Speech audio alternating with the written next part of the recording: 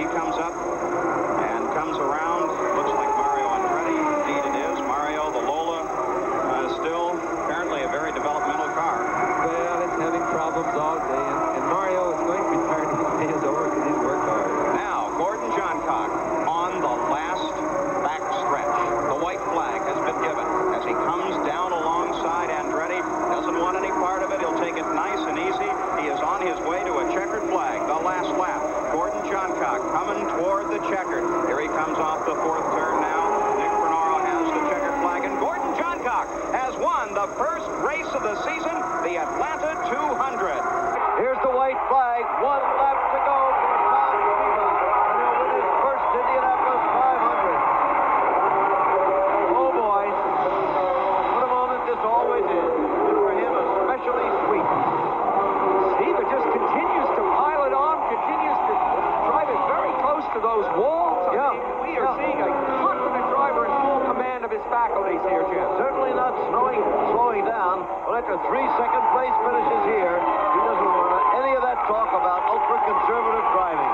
He has driven aggressively with tremendous talent and with beautiful technique all afternoon. And how sweet it is for him that the two cars in his wake right now belong to Roger Penske. Look at this, the crowd waving to him, and you can hear their cheers above the roar of the engines because the checkered flag is out, and Tom SNEVA, at long last, has won the Indianapolis 500. And the white flag is being displayed. The white flag out for Tom SNEVA. One more circuit in this 1 mile track, and SNEVA would have won his second IndyCar race in a row.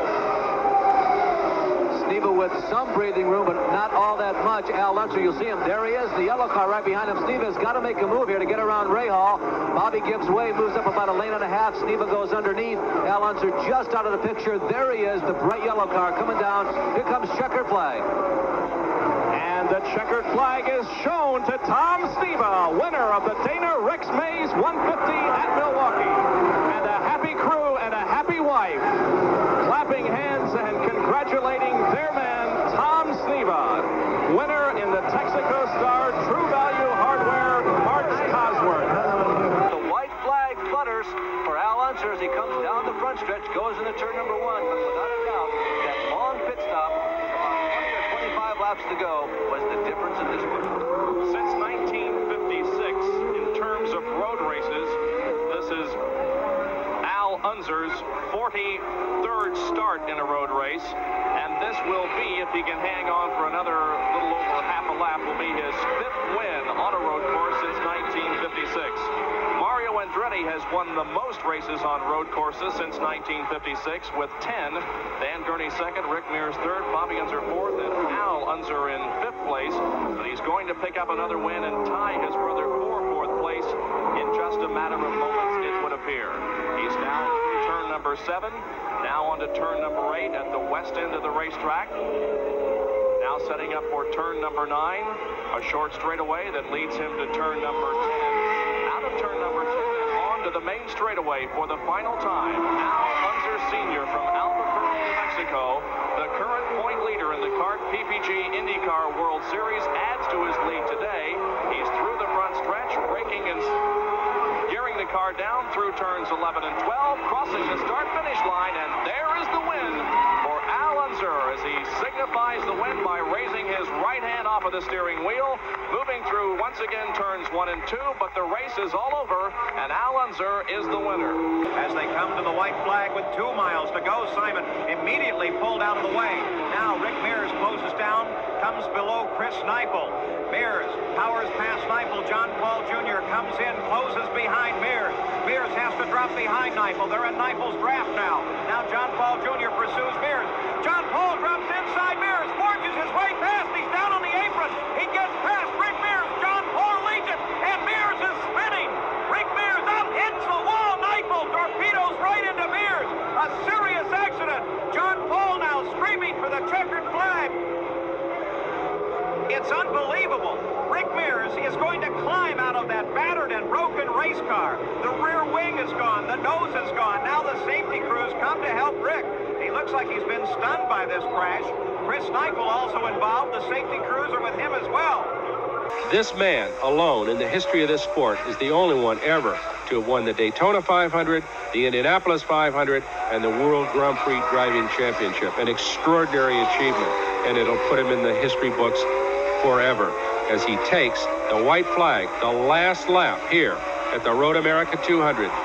Mario Andretti is really a household word, Brock. When the cop stops you to give you a speeding ticket, he says, "Who do you think you are, Mario Andretti?"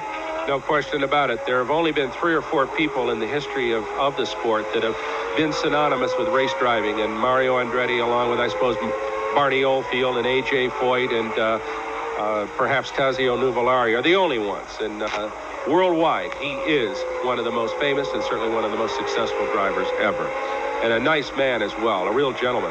You know, I think at this moment, Brock, is when you start hearing things, you start imagining things are happening possibly. When you're this close to a victory, the engine sputters a little bit, you think, oh, I'm out of fuel. Well, I'm sure he's looking at that fuel pressure gauge, which the car carries, and watching that needle very closely and watching his revs, because he's got himself a very solid lead, and it would be one of the most awesome failures imaginable to have that thing sputter to a stop right now with only less than 2 miles left. He's about halfway around his 4-mile racetrack here at Elkhart Lake and running smoothly, unchallenged, and got to be thinking about things, though. You're right. He's hearing all sorts of things, I'm sure, right now. He's had clutch problems. He's had to manually kick that thing in and out of gear without the clutch most of the days. He goes past an emergency vehicle. Derek Daly, by the way, has gotten off on the grass, and that's why those vehicles are out there. No problem, really. No injuries or anything. As Mario slides through turn 12, notorious today.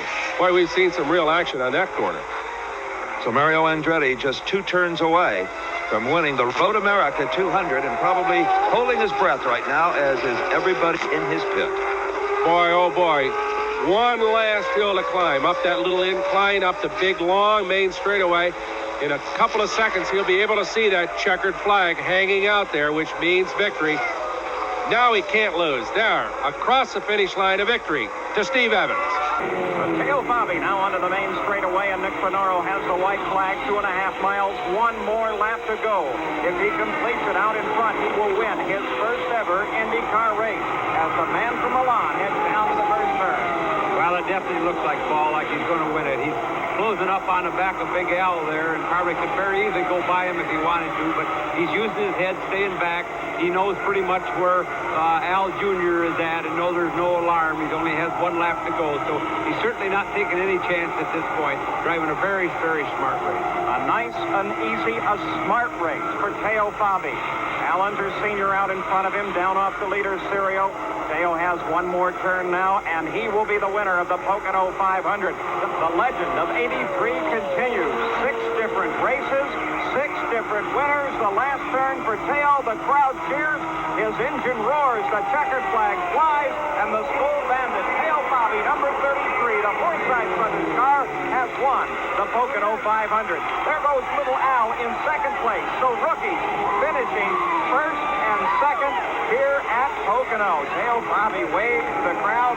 Little Al right behind him on the course finishes in second.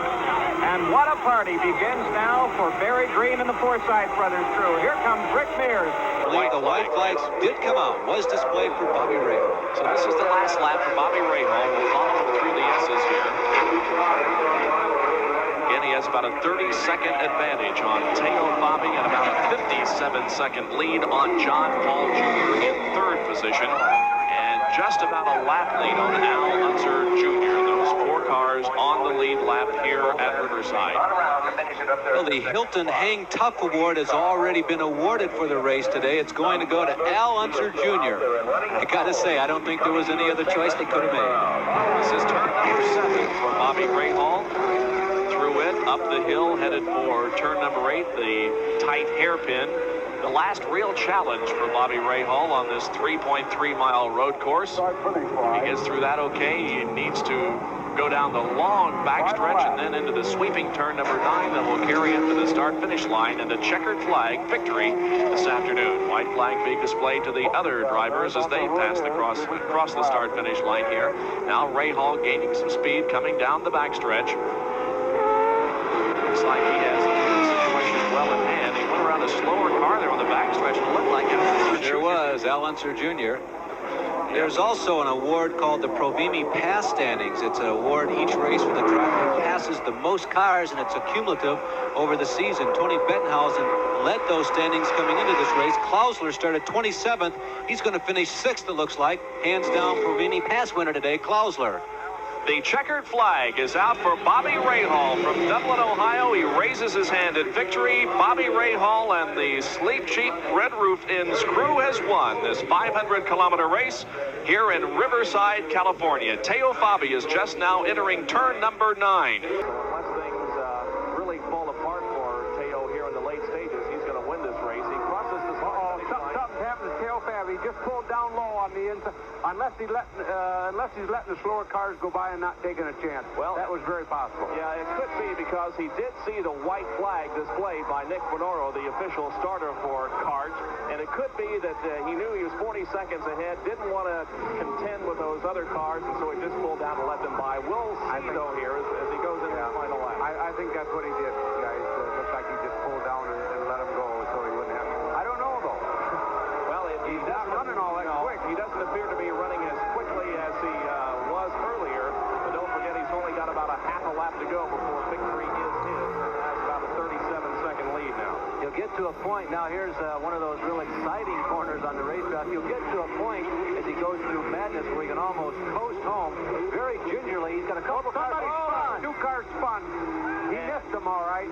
Well, maybe Rick Mears and Roger Mears both evidently got together here. Maybe he sensed something, and that's the reason he slowed down to stay behind those two cars, because had he been up to speed and closer to those guys, he may have T-boned both of them. Shades of A.J. Foyt winning the 1967 Indianapolis 500 when he said, I came around turn number 4 and something just told me to slow down. Yep. So he has now moved through the chute and is headed for the carousel, and now just a few more yards really away from victory here at Mid-Ohio Sports Car Course. He is in the carousel. He's got it made now. He can coast to the finish. Out of it, out of turn number 15, onto the straightaway, and double checkered flags displayed for Teo Fabi from Milan, Italy, the winner of the ESCORT Radar Warning 200 from Mid-Ohio, and he becomes the second repeat winner on the CART PPG IndyCar World Series for this year. He had a victory at Pocono and now on the road course here at Mid-Ohio. And the white flag is being displayed to our leader, Rick Mears. He's on his final go-round of this 2-mile racetrack. We'll watch him negotiate the turns in the back stretch here on the final lap. There are a few cars ahead of him, a little bit of traffic to contend with, but that should give him no particular problem as he moves out of turn number 2 down the back stretch to the inside of the slower cars. He's got to be thinking about last week when he saw Teo in his mirrors and had a problem driving into another mirror, if you will. This was Roger Mears. Yeah, he might be thinking about him and his brother for the last lap last week. And here he comes off of turn number 4. The checkered flag displayed to Rick Mears from Bakersfield, California, the winner of the Detroit News Grand Prix here at Michigan International Speedway. Rick already with that hand up in the air, saluting the crowd as he goes by. A white flag. Nick Bonoro, the starter, shows it to the leader, Mario Andretti, and to John Paul Jr. in second place. A little less than a mile now if John Paul Jr. is to get past Mario Andretti. I don't think so, Paul. He's losing ground, but by the same token, remember, the mechanical difficulties could happen any time. It's happened to me many times, and it could happen to Mario. Mario Andretti now with slower cars in front of him between he and the checkered flag as Andretti comes alongside Steve Chassis. Chassis doesn't see him, but Andretti gets past. Chassis almost turned into him. Now John Paul Jr. comes off the corner, but Mario Andretti wins the Las Vegas 200. John Paul Jr. comes across the line in second place, and that Budweiser crew begins a celebration as Carl Haas, the owner, begins throwing kisses to everybody. Here's the checkered flag now for Chip Ganassi, finishing in third place, and Al Unser Sr. comes across the line in fourth, adding to his points total in the World Series. But right now, the day belongs to Mario Andretti, winner of the Las Vegas 200 in front of a crowd over 22,000 strong. And Al Unser Sr. has been quoted as saying the car just broke as it came out of the hairpin. That's racing. It sure is, Bob. Them things do happen. You know, sometimes Al's had a decent year. You know, he'd had to be leading in the point championship, but If you know anything about the previous 3 or 4 years that he had with Langhorne Racing, they just could never seem to get things together, you know, and he really struggled for 3 or 4 years, and he's really deserved what he's gotten this year, the finishes that he's had as well as he's run. All right, we're on the final lap. Teo FABI is approaching the corkscrew for the final time. FABI in the corkscrew. That's turn number 6. Downhill into turn number 7. Yes, Bob, he's really had it pretty easy all day, like I mentioned earlier. I don't think he's really had to hustle all day long. The car, I've never seen it bobble one time. We've been on it with camera pretty the whole day. And you've never once seen him made a bobble. He just run with ease. I think he could have run a lot faster if he'd have had to. Teo FABI comes off of the hairpin onto the straightaway. And here is the checkered flag for Teo FABI, the winner of the CRIBARI Wines 300 from Laguna Seca, California. The white flag flies for Teo FABI. Just under a mile to go now. And FABI will have done everything necessary to win the national championship. Sat on the pole, led the most laps, on his way to victory at the race, but by the nature of the 4th place position that Al Unser currently occupies, Al Unser will win a national driving title. Here is car 33, the School Bandit. Teo FABI as he motors his way around Phoenix. Onto the main stretch now, and the checkered flag flies. Teo FABI is the winner. Sliding his way to the line, 1 lap down. In 3rd place is Tom SNEVA, and the celebration begins in the Forsythe pits as here comes Al Unser Sr. screaming for the checkered flag and his 2nd national driving title.